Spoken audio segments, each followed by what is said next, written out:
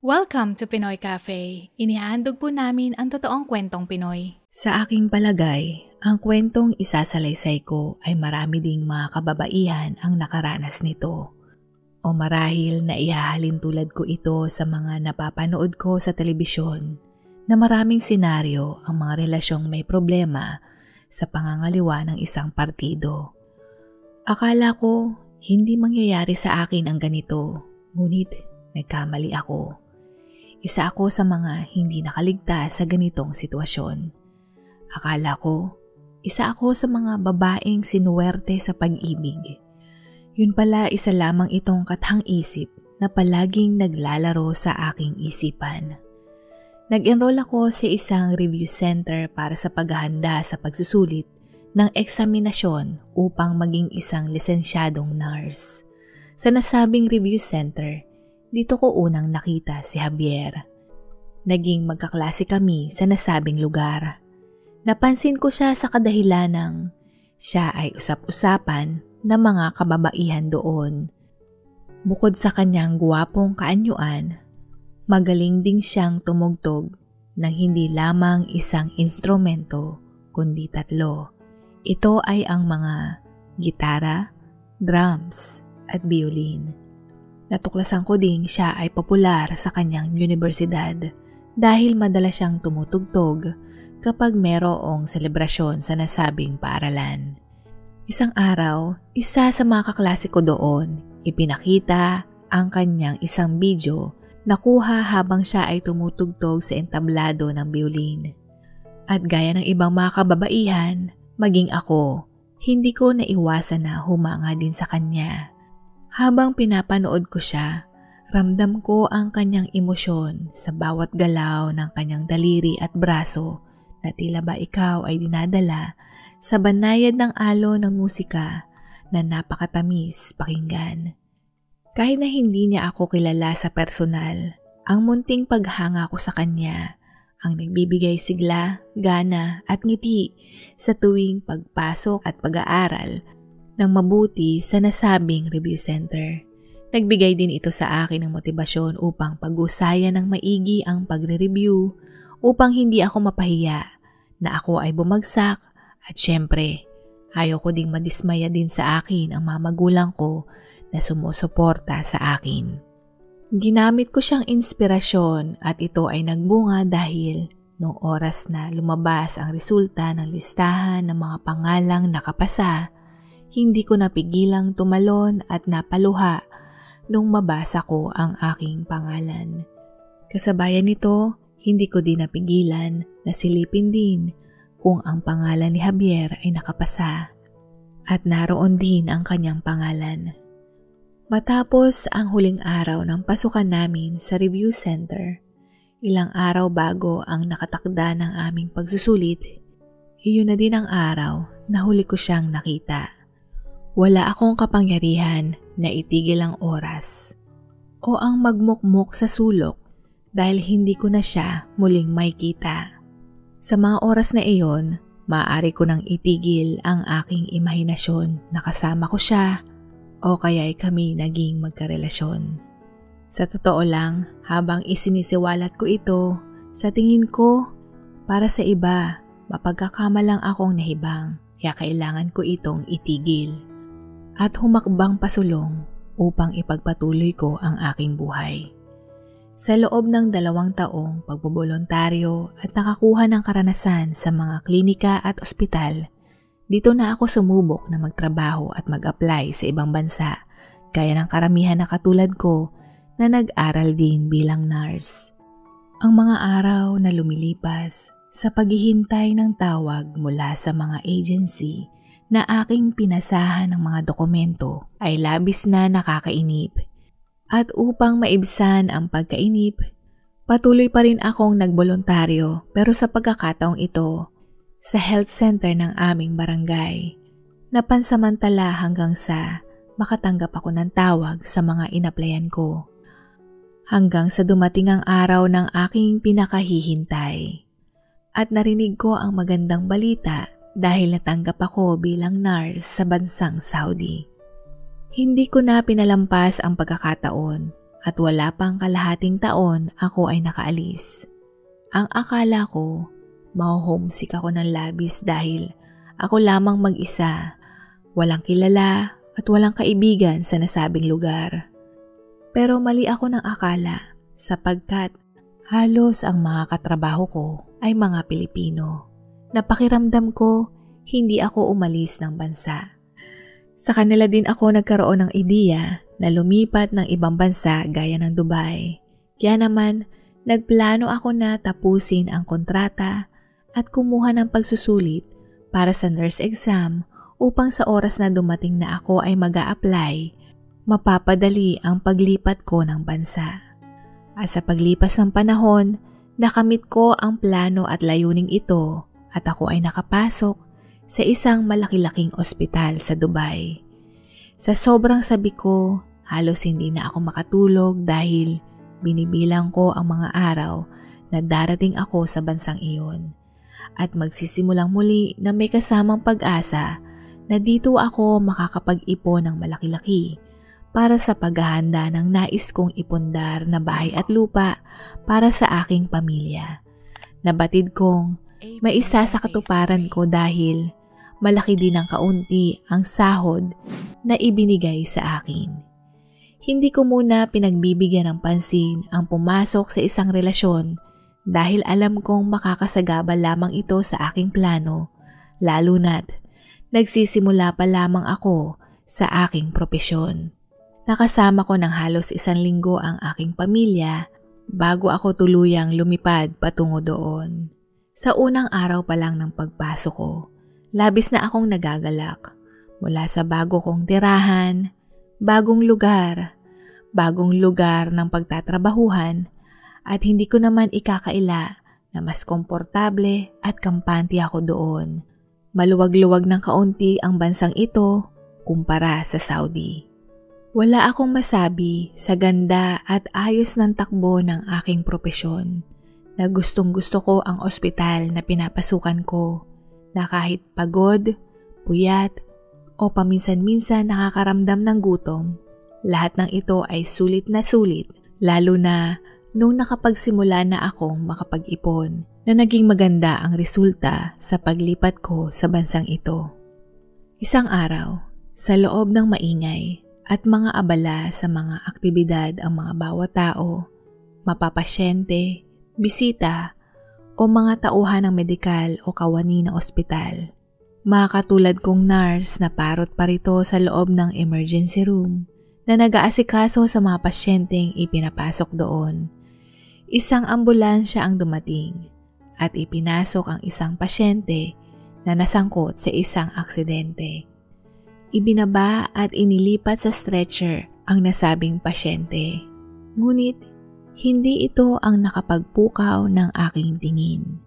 Dahil matapos ibaba ang pasyente, may isang lalaking sumunod na bumaba na marahil kamag-anak o kilala niya ang nasabing pasyente. At sa isang tingin ko pa lang, parang pamilyar o kilala ko na kung sino siya. At ang aking puso ay biglang bumayo ng napakalakas na halos hindi ko na mahabol ang aking hininga sapagkat ang lalaking iyon, kahit siya ay nakatagilid, hinding-hindi ako maaaring magkamali na siya si Javier. Habang pinagmamasdan ko siya, ang paningin ko ay naging slow motion. Sa sobrang bagal ng kanyang paggalaw na maihahalin tulad ko sa mga dramang napapanood ko sa telebisyon. At ang mga tao naman sa paligid o ang background ay lumabo ng husto at siya lamang ang malinaw at ang ingay naman sa ospital ay napalitan ng katahimikan. Nag-umpisa na din ang aking labis na kaba na bawat pagtibok ng aking puso ay para bang nakakabingi.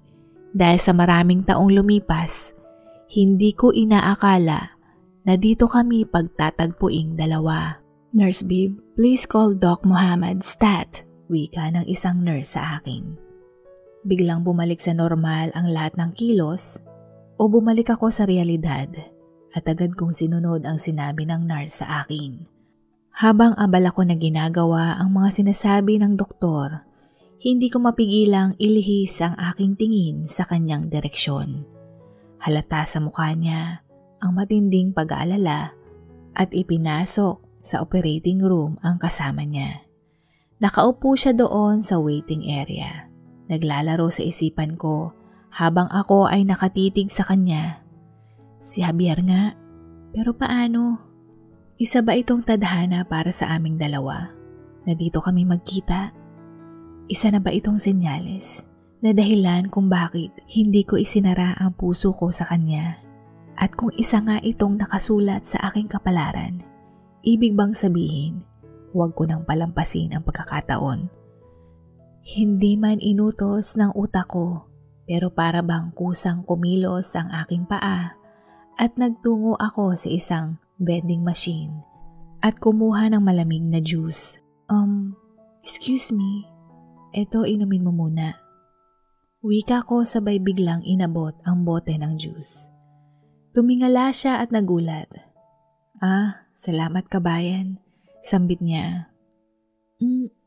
Do I know you? Dagdag niyang tanong. Seize the moment sa isip-isip ko. Ang totoo, magkaklase tayo noon sa review center. Sagot ko. Talaga? Wow, it's a small world. I think I remember na. You're Vivian, right? Sagot niya. OMG, kilala niya ako. Alam niya ang name ko. Sa tingin ko, hindi aksidente ang pagkikita namin.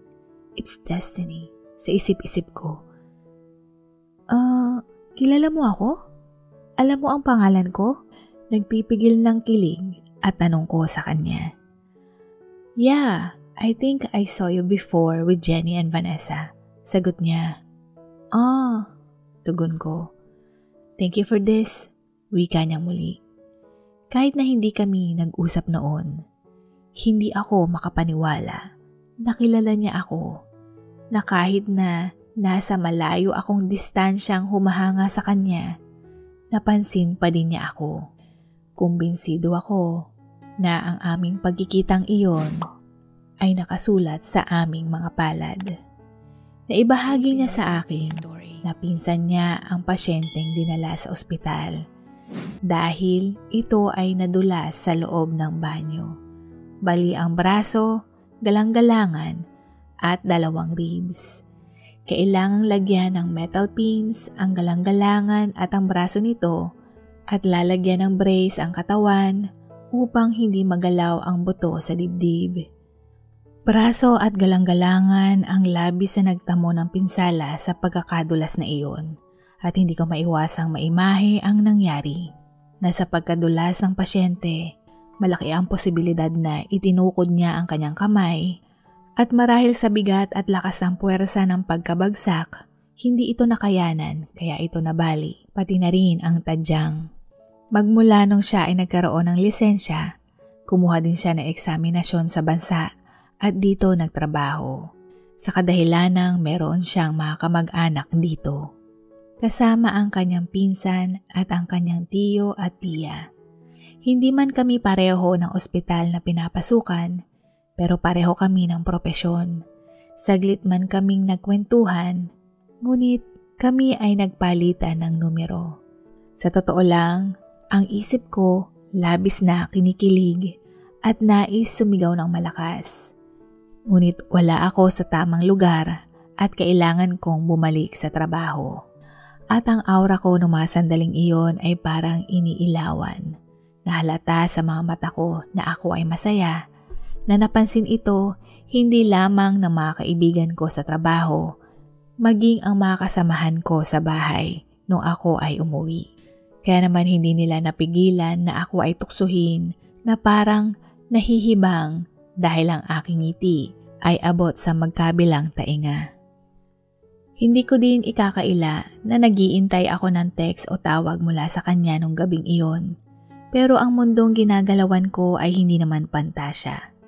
At ayaw ko namang ipahalata na meron akong gusto sa kanya o yung tipong babaeng madaling makuha. Kaya wala akong magagawa kundi ang maghintay. Naging dismayado ako dahil Umabot ng halos 1 linggo, wala pa akong natatanggap na text sa kanya. At nagsisimula na akong mawala ng pag-asa dahil ngayon ko lamang naisip na mayroong posibilidad na siya ay may nobya kaya hindi niya ako kinontak. At ang pagkadismayang ito ay halatang halata din sa itsura ko. Hanggang sa isang araw, habang ako ay nakabreak, biglang tumunog ang aking cellphone. Napahiyaw ako bigla sa sobrang tuwa dahil ang text na iyon ay mula sa kanya. Na ito ang nagbigay daan upang makilala namin ang isa't isa. Nagsimula sa isang kape, sumunod ang pagkain sa labas, ang panonood ng sine at ang pagpasyal sa mga popular na destinasyon sa bansa.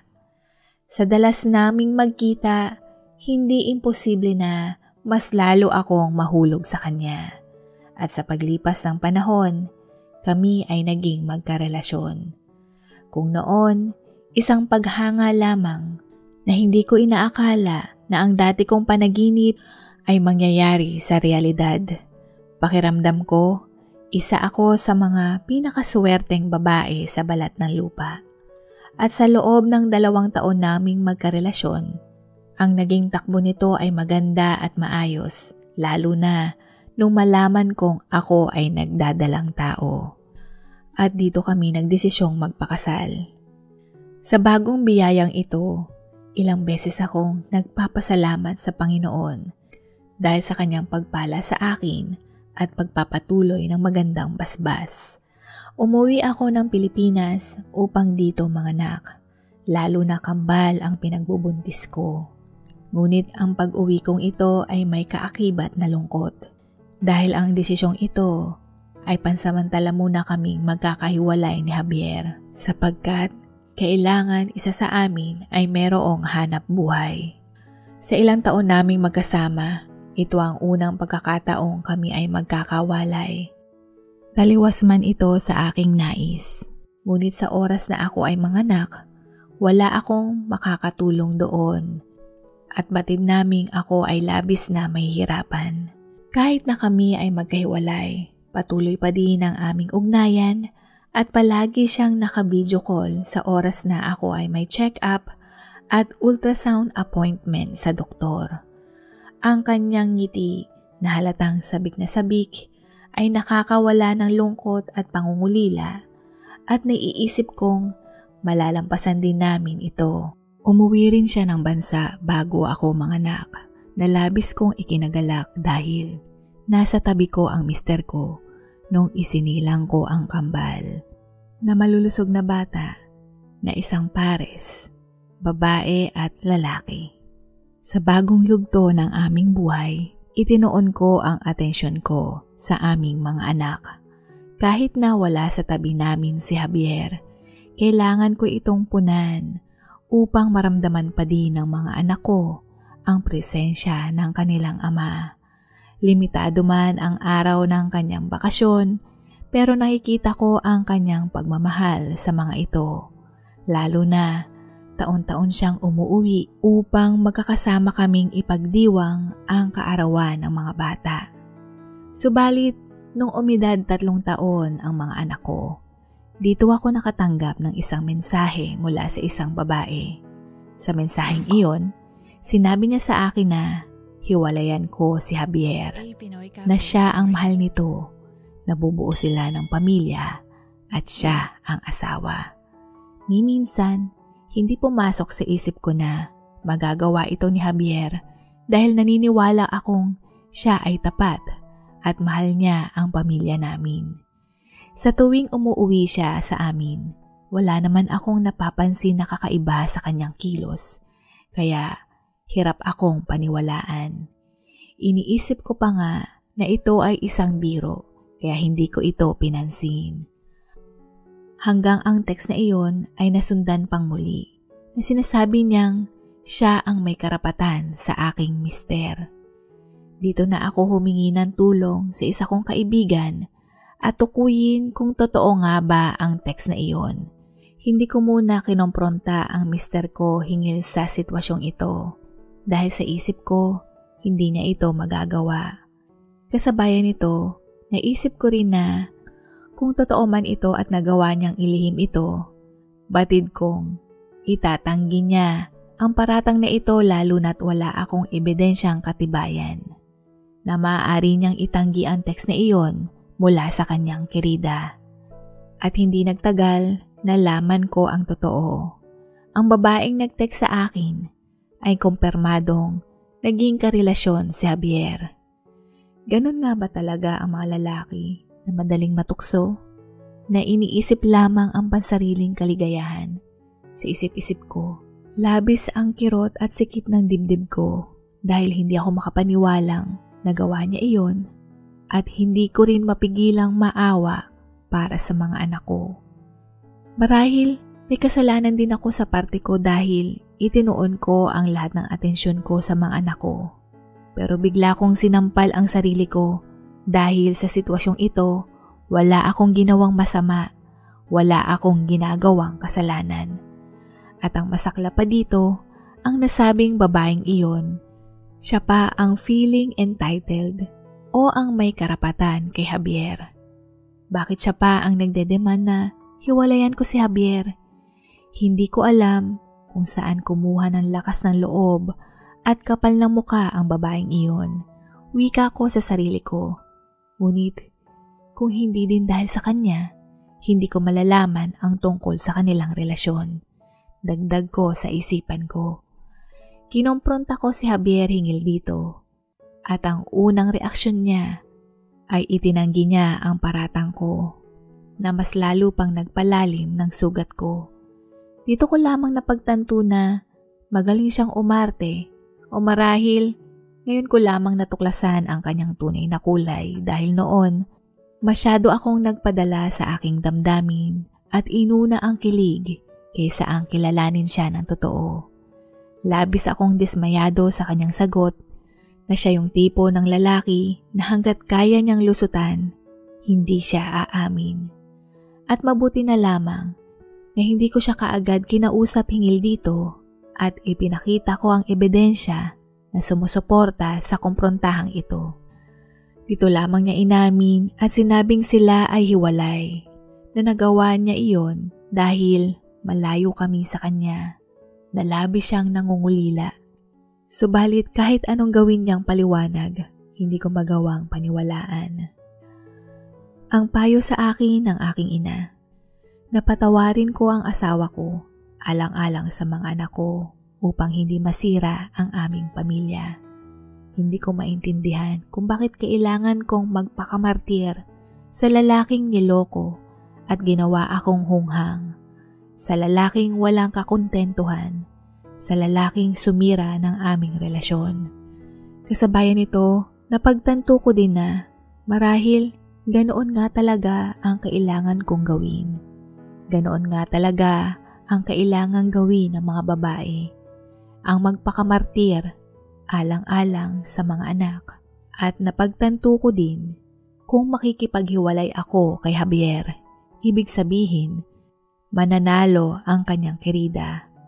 Bagay na hindi ko hahayaan at hindi ako papayag na mas lalo pa akong maging luhaan. Ang sumunod kong hakbang ay hindi na ako pumayag na magkahiwalay kami at sinabi ko sa kanya ang sumunod kong plano. Nabala ko at ng mga anak ko na susunod kami sa kanya upang kami ay magkasama-sama at maging buo. Bagay na hindi naman tinutulan ni Javier. At sinabi niyang hiniwalayan na niya ang kanyang kirida at ang babaeng iyon hirap tanggapin ang sitwasyon kaya pala ito nagmensahe sa akin at ipinaalam ang tungkol sa kanila bilang paghiganti. Sa ngayon, magkakasama na kaming muli sa bansang Dubai. Aaminin ko, hirap pa din akong tanggapin ang ginawa niya at nahihirapan akong pagkatiwalaan siyang muli. Na ang sugat sa aking puso ay hindi pa tuluyang naghihilom. Subalit, nakikita ko naman ang kilos at effort ni Javier na ituwid ang kanyang pagkakamali, na isang magandang hakbang para maayos muli ang aming relasyon. Hindi ko man alam ang susunod na mangyayari sa amin, pero ipinagdadasal ko na malampasan ko ito, na tulungan akong maghilom at magtiwalang muli. Nakasama sa aking mga dasal na kami ay gabayan at patnubayan sa mga susunod pa naming haharaping pagsubok sa hinaharap, na mas lalo pang pag-igtingan ang aking pananampalataya dahil sa kanyang gabay, wala namang imposible. Dito na po nagwawakas ang kwento. Maraming salamat po. Maaari niyo po ring bisitahin ang pangalawa po naming channel na Pinoy Cafe Shorts. Muli, huwag niyo pong kalimutang i-click ang like and subscribe. Take care and be safe everyone. God bless you. Bye! Comments of the day: Maria Cruz, Marilyn Medina, Lilia Calicdan.